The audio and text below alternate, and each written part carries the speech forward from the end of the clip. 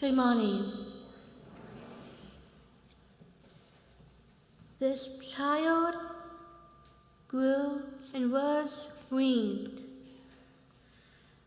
and Abraham made a great feast on the day that Isaac was weaned.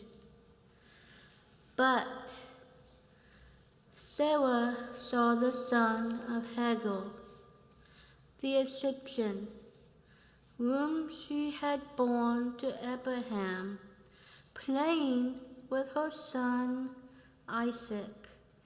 So she said to Abraham, "Cast out this slave woman with her son, for the son of this slave woman shall not inherit along with my son Isaac." The matter was very distressing to Abraham on account of his son, but God said to Abraham, "Do not be distressed because of the boy and because of your slave woman. Whenever Sarah says to you, 'Do as she tells you,' for it is through Isaac that offspring shall be named for you. As for the son of the slave woman, I will make a nation of him, and also because he is your offspring." So Abraham rose early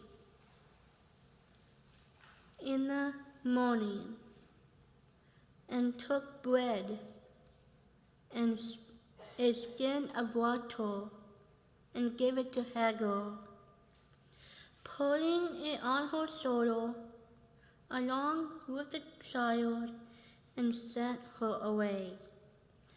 And she departed and wandered about in the wilderness of Beersheba. When the water in the skin was gone, she cast the child under one of the bushes. Then she went and sat down opposite him, a good way off, about the distance of a bow shot. For she said, "Do not let me look on the death of the child." And as she sat opposite him, she lifted up her voice and wept. And God heard the voice, called to Hagar of the boy, and the angel of God called to Hagar from heaven and said to her, "What troubles you, Hagar? Do not be afraid, for God has heard the voice of the boy. Will he is come, lift up the boy and hold him fast with your hand, for I will make a great nation of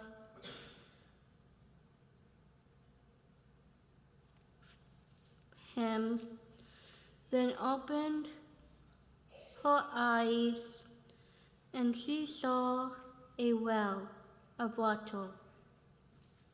And she went and filled the skin with water and gave the boy a drink. God was with the boy, and he grew up. He lived in the wilderness and became an expert with the bow. He lived in the wilderness of Paran, and his mother got a wife for him from the land of Egypt.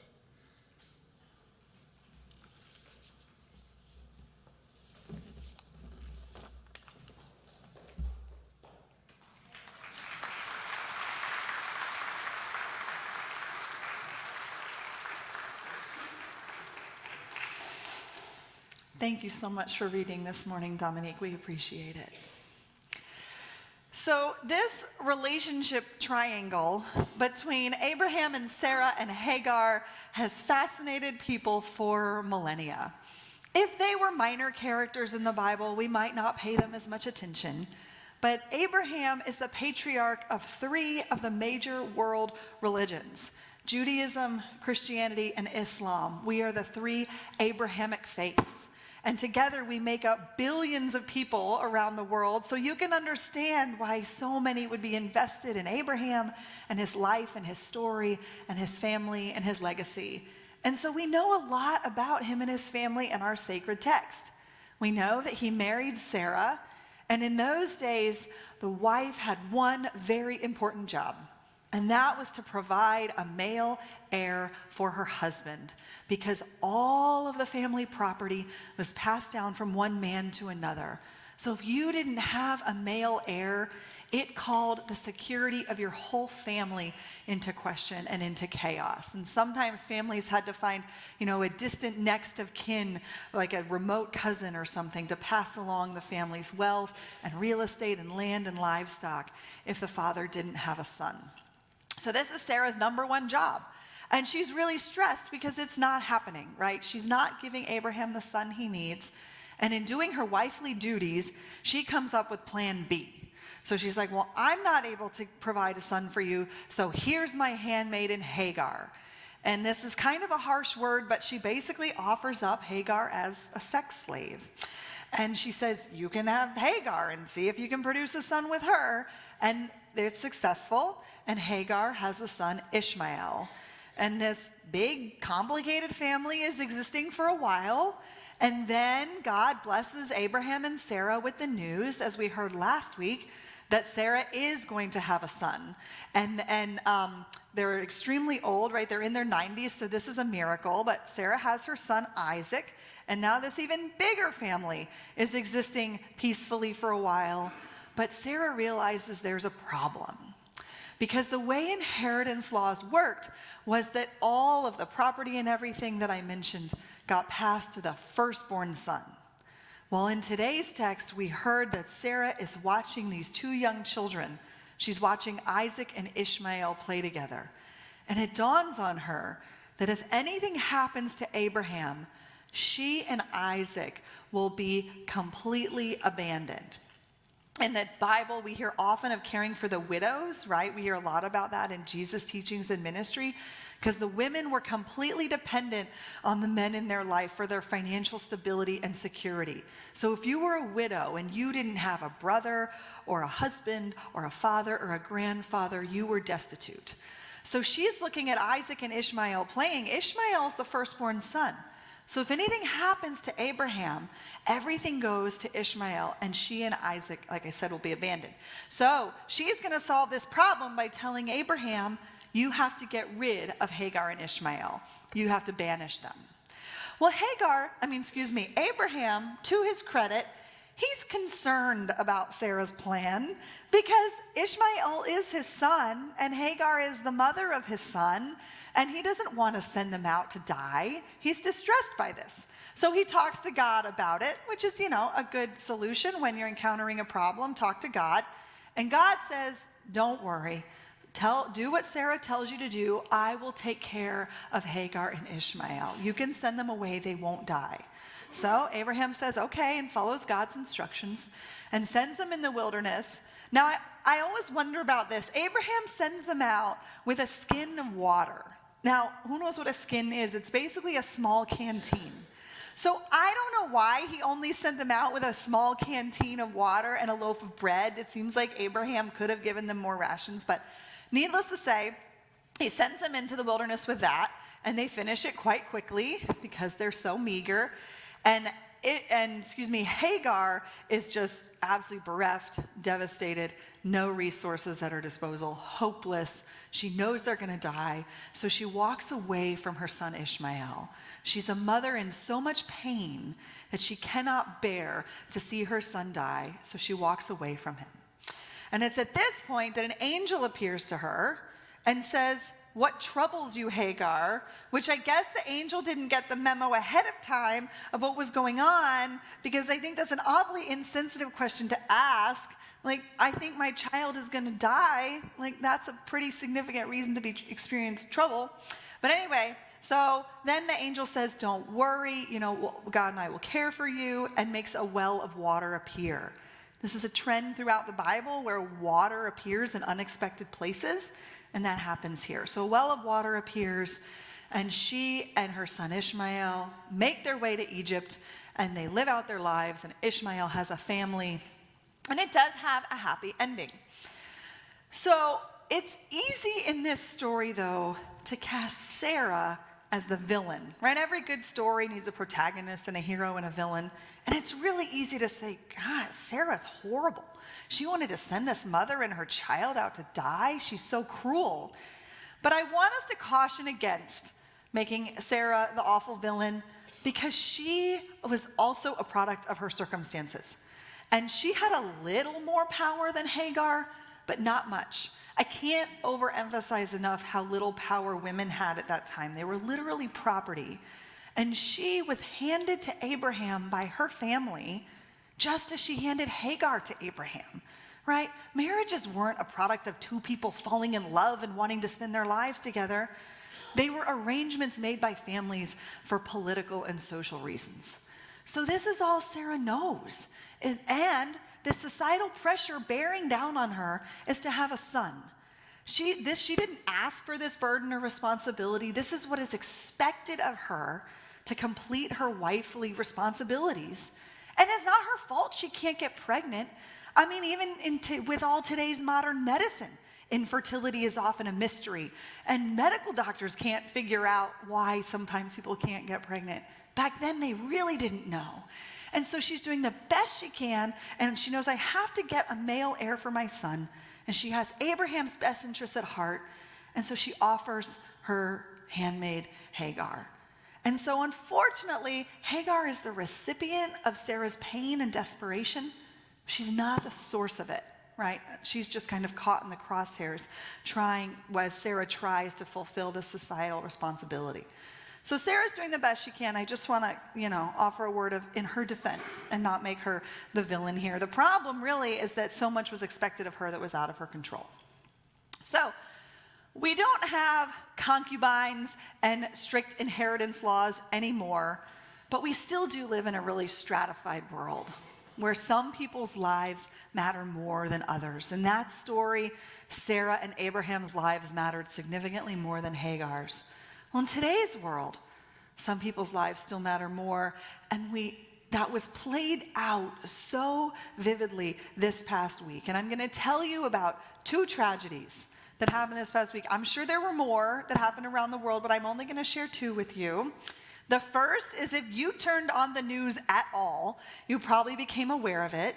It was the horrible implosion of the Titan submersible, right? That submersible that was going down to see the Titanic and lost contact with the mothership, and it imploded, and 5 very wealthy men tragically lost their lives. And we do offer our love and prayers and condolences to their families. The other tragedy that happened was that a fishing trawler off the coast of Greece capsized, and it was full of migrants, primarily fleeing Syria, but it left the coast of Libya and was headed to Greece, full of people who were desperate, fleeing a war-torn country, looking for a new life as refugees. And they think this trawler had upwards of 700 people on it, and it capsized.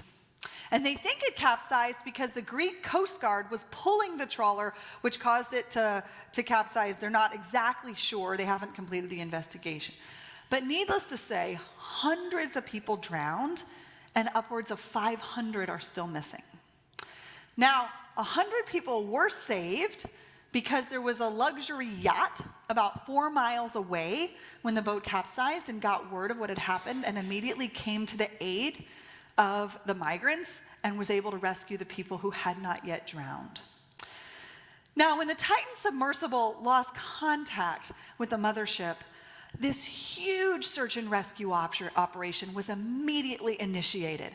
You know, it was a multinational effort with the best technology the world has to offer, the most brilliant minds trying to comb one of the most inhospitable parts of the ocean to find these people in the event that they were still alive and get them back up to the surface. And it received round-the-clock media attention. I got caught up in it. I wanted to know. I wanted the updates. I wanted to know what was happening because we were all praying that they were going to be rescued. This migrant ship full of people got no search and rescue efforts at all. In fact, pundits were talking about whether or not it was even worth launching a rescue operation for these people. And the only reason any were saved was because a luxury yacht happened to be nearby. So this is an example of how not all lives in our world are treated equally, right? Wealthy people with means, a huge effort with hundreds of thousands of dollars, and maybe even millions of dollars was launched to rescue them, whereas these desperate people that have no resources at all, the rescue was called into question. We live in a very stratified world, and some lives matter more than others. And Hagar, for her part, her life only mattered because of who she was in relationship with, right? She wasn't Hagar on her own. She was Hagar, Sarah's handmaid. Hagar, Abraham's concubine. Hagar, Ishmael's mother. She only mattered in terms of who she was in relationship with and her ability to produce a child. I wondered how maybe there were women before Hagar. Maybe Sarah had multiple handmaids and she offered up multiple women to Abraham before Hagar, but maybe they weren't able to produce a child for him, or maybe, God forbid, they had girls, and so it didn't matter, and maybe their names got lost to the sands of time. But Hagar was only valued because of her fertility. Now, she didn't matter in that society, in those circumstances. She was, like I said, completely objectified, treated as property, but she mattered to God. And I can't emphasize this enough. She mattered so much to God, and I'll tell you how we know this. Because through the narrative arc of her story in the Bible, there's some really important things to note. The first is that she's the first woman to have a child among the Israelite nation. And that's a really big deal. This is the beginning of the Israelites. And so her name should be as well known as Sarah's, because that's so critical. The second thing is that I didn't tell you this in the earlier story that I outlined about Sarah and Abraham and Hagar, but she runs away from Sarah actually one time before this. She runs away from her and goes into the wilderness, and she sees God there, and God tells her to go back, and she does. But while she's in the wilderness with God in that encounter, she calls God El Roi. She names God. And El Roi means the God who sees. Because when everyone else in her world doesn't see her for her internal worth and value, only what she can produce, literally humans, God sees her for who she is. So that's another really important thing. The third thing is that she's the first person in the Bible to experience an annunciation from an angel. You know, angels have a tendency to appear to lots of biblical characters. In the Christian tradition, the most famous annunciations are to Joseph and Mary, right before Jesus is born. But an angel appears to her, and that's the first time that happens in the Bible. I don't think God is sending angels to people who aren't significant. So that alone should tell us that Sarah and her life really matter. And the last way we know that she's really significant is that she's the only woman in the Bible to be told she'll have descendants. So you know the famous passage where God tells Abraham, your descendants will number the stars, and reassures him, like, don't worry, you know, even though you don't have any children now, you will. Well, God tells Hagar, you will have so many descendants you won't even be able to count them. And she's the only woman who's told this, because again, remember, descendants went from one male in the generation to another. The women weren't taken into consideration. So for God to tell a woman that her descendants would be great is really significant. So to the rest of the world, she's an object, she's passed around. But to God, her inherent worth and dignity matter. And God treats her as such. Like, we don't have, like I said, inheritance laws and concubines in our world anymore. But we still have people who are passed around between their masters and caught in power plays like ping pong balls. We still have people whose worth is only determined based on what they can produce and what they can achieve and how they can serve others. There's still people whose value only matters according to who they're in relationship, not simply on their own. But God saw Hagar. And as people of faith, it's our responsibility to know those people who are considered worthless, who in our stratified world are at the bottom, the people on that fishing trawler, right? Now, some of these people's stories are in the Bible, and that's why I'm spending so much time talking about Hagar today, because it's really important that we know the stories of those who are powerless. But once in a while, if they're lucky, their stories get in the newspaper or on the news. But by and large, these people are in our lives. They're in our orbit. Maybe they're in our workplaces. Maybe they're in our churches. Maybe they're in our families. Maybe they're in the circles, the social circles we inhabit, right? And it's our responsibility to know people, to know their names, to know what they think, to know that they matter, not because of what they can produce or achieve or accomplish or whether or not they're fertile, but because as humans, we all have sacred dignity and worth, just as we are. And this story tells us that God heard and saw Hagar. And so may we have the eyes to see and the ears to hear the Hagars in our time. Amen.